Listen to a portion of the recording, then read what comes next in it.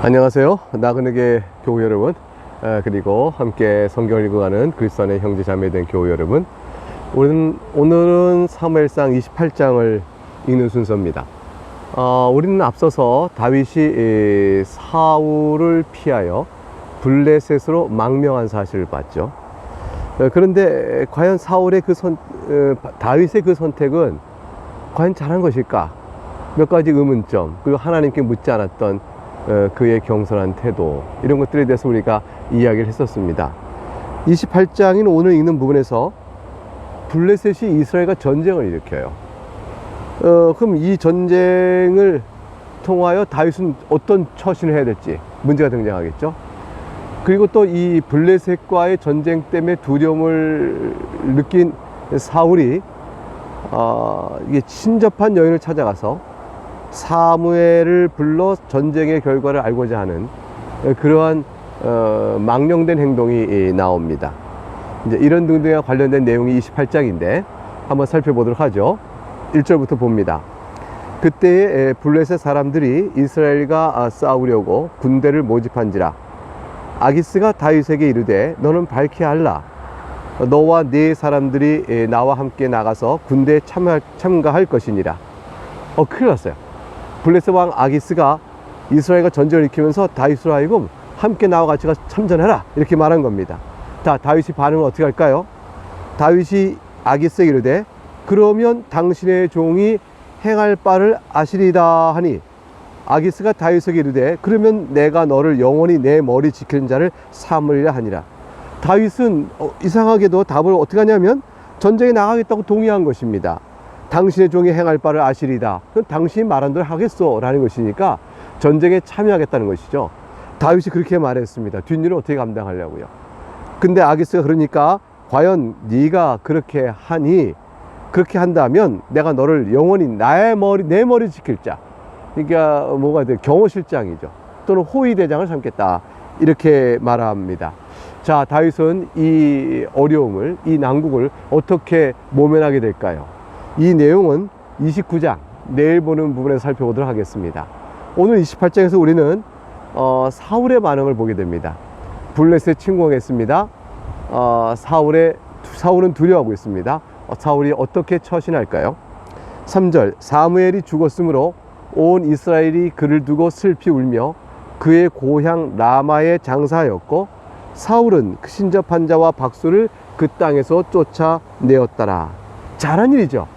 이 사무엘이 죽고 난 뒤에 온 이스라엘에서 신접한 자와 박수, 무당을 다 쫓아내버렸다는 것은 잘한 일이에요. 그런데 사울이 이것을 쫓아낼 때 사무엘이 죽고 나니까 영적으로 각성하고 개혁이 되어져서 하나님 앞에 새롭게 나온 것인가? 그렇다면 얼마나 좋겠어요? 근데 그것이 아니고 사무엘이 죽고 난 다음에 민심을 자신에게 돌리고자 하여 그래서 영적인 개혁의 일을 시도한 것이죠. 겉으로는 흉내내었으나 실제로는 사울이 그런 마음이 아니었다는 것이 이후에 전개된 사건을 통해서 우리가 알 수 있게 되어집니다. 4절에 보니까 블레셋 사람들이 모여 수넴에 이르러 진침에 사울이 온 이스라엘을 모아 길보아에 진쳤더니 5절, 사울이 블레셋 사람들의 군대를 보고 두려워서 그의 마음이 크게 떨린지라. 이제 사울은 겁을 잔뜩 먹었습니다. 이스라엘 왕이 흔들렸으니 이 싸움은 하나만 하겠죠. 6절, 사울이 여호와께 묻자오되 여호와께서 꿈으로도 우림으로도 선지자로도 그에게 대답하지 아니하시므로 사울은 블레셋의 전쟁 자체에도 겁먹은데 하나님께서 이걸 어떻게 해주실 것인가 당황하여 하나님께 도움을 청하려고 알아보려고 하는데 꿈으로도 하나님 말씀 안 하시고 우림으로도 안 하시고 선지자로도 대답하지 않으셨다. 하나님께서 꿈으로 계시를 전달하기도 하시죠. 요셉의 경우 애굽의 총리가 되기 전에 요셉 꿈꿨던 이야기, 또는 다니엘의 꿈꿨던 이야기와 해몽, 그러니까 요셉의 꿈과 해몽, 다니엘이 또 꿈을 꾸고서 해몽하는 일 등등을 보게 되면 하나님께서 꿈으로 계시를 말씀하세요. 그러니까 꿈으로도 말씀하지 않았다는 그런 기대를 가질 수 있는, 그렇게 말할 수 있게 되는 것이죠. 그 다음에 우림으로도 말씀하지 않았다 했는데 대제사장에 있는 겉옷인 에봇에는 우림과 둠밈이 있었어요. 이것을 가지고 둥근 돌처럼 생겼을 거라 추정하는데 이것으로 이제 하나님의 뜻을 묻기도 했죠. 그런데 사실 사울에게는 이 우림이 없을 것입니다. 왜냐하면 제사장이었던 아비아달이 대제사장의 에봇을 가지고 다윗에게 갔거든요. 그러니까 사실은 지금 사울에게 있어서 우림이 있다라고 말한 것은 모조품일 거예요. 어쨌건 우림과 둠밈은 같이 쌍으로 하게 되어 있는 것이지 우림만 하게 되어 있지 않은데, 어쨌건 우림도 안 하셨다 이렇게 말하는 거 보니까 결국은 사울의 편에서 대제사장의 정당한 적법성을 가지고 진정한 우림과 둠밈을 가지고 하나님의 뜻을 알아줄 사람이 없었다는 것이죠. 선지자로도 말하지 않았다. 이게 선지자다운 선지자가 사울 곁에 없었다고 봐야 될 것입니다. 결국은 하나님께서 버리신 사울에게 이와 같은 긴박한 상황 속에 하나님의 뜻을 나타내 보이지 않으셨습니다. 올라가라, 내가 이 싸움을 너에게 주리라. 올라가지 마라, 지금은 뒤로 물러라 등등 어떤 하나님께서 아무 뜻을 말씀해 주지 않았어요. 사울이 이제 급해진 겁니다. 다급해졌죠. 7절. 그래서 사울이 선택한 것은 바로 이것이었습니다. 7절 볼까요? 사울이 그의 신하들에게 이르되 나를 위하여 친접한 여인을 찾으라. 내가 그리로 가서 그에게 물으리라 하니 그의 신하들이 그에게 이르되 보소서 엔돌에 친접한 여인이 있나이다. 사울이 친접한 여인을 찾으라는 명령은 그가 사무엘 죽은 이후에 친접한 여인과 박수무당을 다 내쫓았다는 것이, 이것이 사실 형식적인 것이었고 그의 속마음이 하나님을 향한 진정한 개혁의 마음이 아니었다는 것이 그냥 드러나고 마는 것이죠. 어려운 일을 당하니까 친접한 여인을 찾아가는 것입니다. 하나님께 엎드려서, 이 상황에 말씀 없인 하나님께 엎드려서 회개하고 주의 도우심을 구하러 나가야 할 텐데 그러지 아니하고 친접한 여인을 찾아 나선 사울의 모습 속에서 그의 심령이 하나님께서 멀리 있다, 하나님에게서도 멀리 있다는 것을 바로 보여주는 것이죠. 8절. 친접한 여인을 자기가 스스로 찾아갑니다. 그래서 사울이 다른 옷을 입어 변장하고 두 사람과 함께 갈새 그들이 밤에 그 여인에게 이르러서는 사울이 이르되 청하노니 나를 위하여 친접한 술법으로 내가 네게 말하는 사람을 불러 올리라 하니, 사울은 변복을 했어요. 남이 알까봐 두렵죠. 그 밤에 갔어요. 낮에 가면 드러날까 두렵죠. 그 자신을 감추고 가서 결국 친접한 술법으로 내가 너에게 말하는 사람을 불러오리라고 말합니다. 사울이 뭘 믿고 있는 거죠? 접신에 의하여 죽은 자의 영혼을 불러낸다고 말하는 이방 신이나 무당들의 그 사수를 믿고 있는 겁니다. 어떻게 하나님을 믿는 이스라엘 백성의 왕이 그러한 우상 숭배요 사탄 마귀의 사수를 믿고 거기에 구하야겠어요. 근데 이를 구하는 것은 사울이 그것을 믿고 있다는 뜻이죠. 9절. 여인이 그에게 이르되 네가 사울이 행한 일 곧 그가 친접한 자와 박수를 이 땅에서 멸절시켰음을 아나니 네가 어찌하여 내 생명의 올무를 놓아 나를 죽게 하려느냐 하는지라. 무당이 거절했어요. 10절. 사울이 여호와의 이름으로 그에게 맹세하여 이르되 여호와께서 살아계심을 두고 맹세하노니 네가 이 일로는 벌을 당하지 아니하리라 하니, 무슨 권위를 가지고 여호와의 이름으로 이 벌을 당하지 않을 거라고 말할까? 이 신접한 여인은 그 말하는 자가 누굴까 의심할 만하죠. 근데 우선 그것은 둘째치고 사울은 지금 여기서 여호와의 이름으로 맹세를 합니다. 여호와의 이름으로 여호와께서 금하신 일을 하라고, 그리고 죽지 않을 것이 맹세하니 사울이 지금 얼마나 깊은 영적인 어둠 속에 있는가를 보여줍니다.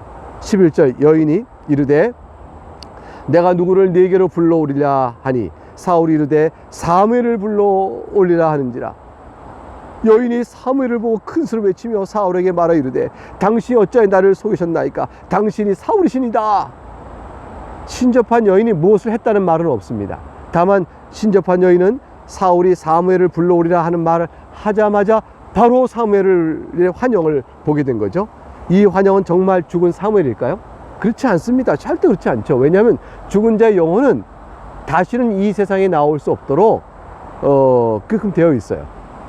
그러니까 이제 이 친접한 여인이 본 것은 사단이 조작하여 나타내 보이는 환영이죠. 그리고 이 여인은 그 환영이 사무엘일 것이라고 짐작한 것이고, 그리고 이제 사울 또한 그 사탄이 만들어낸 거짓된 사무엘의 환영에 속아 넘어가게 되는 것이죠. 이게 결국 우상을 숭배하고 마귀를 숭배하고 이 사탄 사수를 믿는 사람들은 그렇게 해서 죽은 자의 귀신을 많이 봤다고 하는 것이죠. 그러나 죽은 자의 영혼은 한번 음부로 돌아가면 다시 이 세상에 이렇게 나타날 수가 없는 겁니다. 13절 왕이 그에게 이르되 두려워하지 말라. 네가 무엇을 보았느냐 하니 여인이 사울에게 이르되 내가 영이 땅에서 올라오는 것을 보았나이다 하는지라. 사무엘이 땅에서 올라오지 않죠. 하늘로 올라가죠. 하늘에서 계시는 의인의 영혼이 땅에서 올라왔다. 이거 자체가 이제 귀신이 장난한 것임을 바로 볼 수 있어요. 14절 귀신은 악인의 영혼이라도 불러낼 수가 없습니다. 모든 생명과 죽은 자의 운명은 하나님께서 결정하시고 마귀 자체가 피조된 천사요 타락한 천사에 불과하기 때문에 그는 조작과 환영을 보일 수 있지만 실제 영혼을 불러낼 수는 없는 겁니다. 14절 사울이 그에게 이르되 그의 모양 어떠하냐 하니 그가 이르되 한 노인이 올라오는데 그가 겉옷을 입었나이다 하더라. 사울이 그가 사무엘인 줄 알고 그의 얼굴을 땅에 대고 절하니라.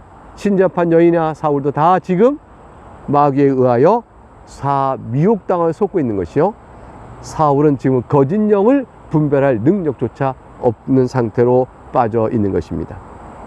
그러니까 이제 무엇이 이제 대개 생활 속에 급해서 다급해져서 뭔가 도움을 받고자, 신령한 도움을 받고자 하는 사람이 이제 점치는 사람을 찾아가서 당하는 일, 무당을 찾아가서 도와달라고 하는 일, 다 그런 상황 속에서 실제 자기가 정말이야 그렇게 됐다고 하는 말도 전부 다 마귀의 장난이죠.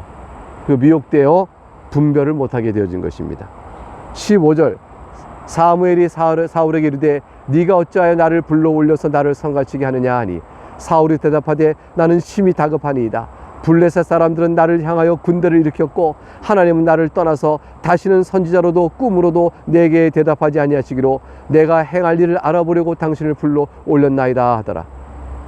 하나님은 나를 떠나서 다시는 선지자로도 꿈으로도 내게 대답하지 아니하십니다. 여러분, 만약 이것이 진실한 고백이라면 어떻게 해야 되겠어요? 하나님께 다시 나갈 길을 찾아야 될 것이고, 그거는 결국 회개요. 저 앞에 엎드려 기도하는 것밖에 없잖아요. 근데 이렇게 신접한 여인을 들어서 사술에 속아서 죽은 사무엘을 영을 불러내겠다 하니 얼마나 어리석어요.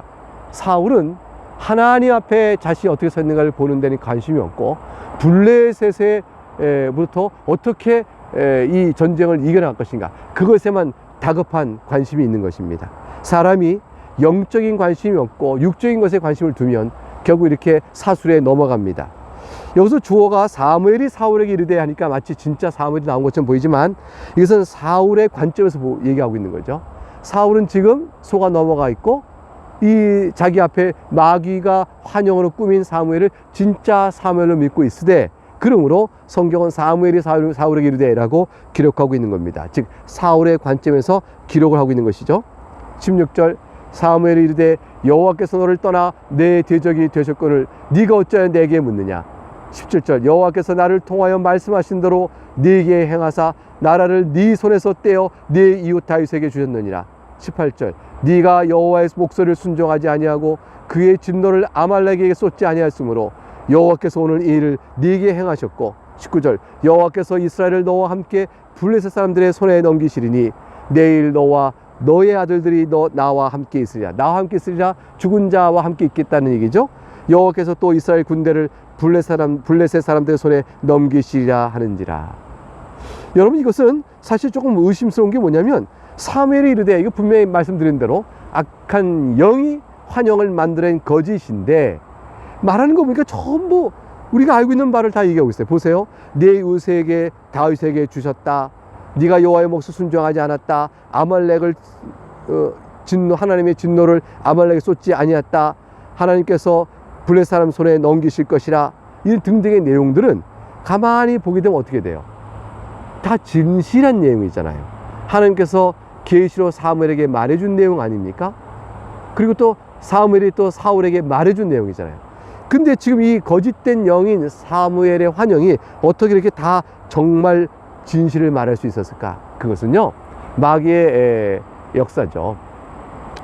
마귀는 지금 사무엘이 알고 있는 것, 생전에, 그래서 사울에게 말해준 것, 그리고 다윗에게 말해준 것, 그 모든 내용을 마귀도 들어 알고 있는 것이죠. 이 세상에서 이미 드러나고 진행된 일에 대한 사실의 정보는 마귀도 얼마든지 갖고 있어요. 그러니까 마귀가 아는 거죠. 미리 알지 못하지만 하나님이 하신 일에 대한 미래에 대한 작정을 마귀는 몰라요. 그러나 이미 하나님께서 예언에 말씀하신 사실은 알고 있어요. 그래서 지금 그걸 통하여 사실 보세요. 여러분도 알고 있고 저도 알고 있는 거죠. 왜냐하면 성경을 통해서 이미 알고 있었던 과거의 정보 내용이니까. 그거를 사무엘의 입을 통해, 환영의 입을 통해 다시 들려주니까 사울이 이건 미래의 예언이요 진실하고 믿고 벌벌 떠는 것입니다. 이제 이 블레셋 싸움 속에서 하나님께서 이 사울에게서 왕권을 뺏어서 말씀하신 대로 그를 그렇게 진행할 것이라고 짐작하여 예언하는 것입니다. 이거를 이제 사울은 미래를 아는 신통한 능력으로 보고 이걸 사물의 진정한 말로 보게 된 것이죠. 결국 마귀는 그렇게 사수를 피는 것입니다.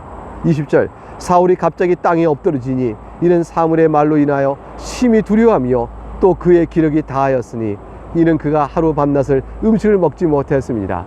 사울은 영적으로도 완전히 쇠락하고 탈진했고 육적으로도 쇠락하고 탈진했습니다. 21절 그 여인이 사울에게 이르러 그가 심히 고통당함을 보고 그에게 이르되 여종이 왕의 말씀을 듣고 내 생명을 아끼지 아니하고 왕이 내게 이르신 말씀을 순종하였사오니 그런즉 청하건대 이제 당신도 여종의 말을 들으사 내가 왕 앞에 한 조각 떡을 드리게 하시고 왕은 잡수시고 길 가실 때 기력을 얻으소서 하니 사울이 거절하여 이르되 내가 먹지 아니하겠노라 하니라. 그의 신하들과 여인이 강권하며 그의 말을 듣고 땅에서 일어나 침상에 앉으니라. 여인이 집에 살진 송아지가 있으므로 그것을 급히 잡고 가루를 가져다가 뭉쳐 무교봉을 만들고 구워서 25절 마지막 절입니다. 사울 앞에와 그 신하들 앞에 내놓으니 그들이 먹고 나서 그 밤에 가니라. 육적으로 기운을 차렸습니다. 그러나 신접한 여인을 결국 더 이상 책망하지 못한 자가 되어졌고 결국 그 여인과 짝하여 악한 영에 속아 그거로 말미암아 사울은 더 이상 하나님 편에 있지 못한 자임을 드러내고 말았습니다. 그래서 큰 시험거리였죠. 결국은 사울은 자신의 죽음의 길로 돌아가고 맙니다.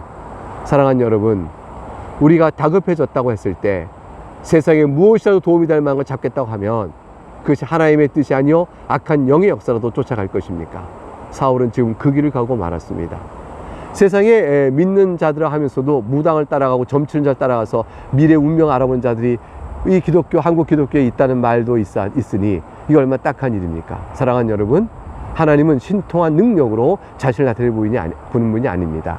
살든지 죽든지 이 세상에서 하나님의 말씀만이 신앙이요 생명인 줄 알고 그의 교훈에 벗어난 이를 따라가지 아니하는 그런 믿음의 줄기가 있어야 할 것입니다. 그것이 바로 우리가 살 길이요, 그것이 바로 하나님 나라에 가는 길이요, 이 땅에서 하나님께서 우리의 우편에 계신 것을 굳게 믿는 자의 마땅한 도리일 것입니다. 어리석은 사울의 운명이 그 밤에 가니라. 죽음의 길, 어둠의 길로 그의 길은 가고 말았습니다. 예, 오늘 여기까지 말씀을 읽겠습니다. 내일 다시 만나겠습니다. 감사합니다.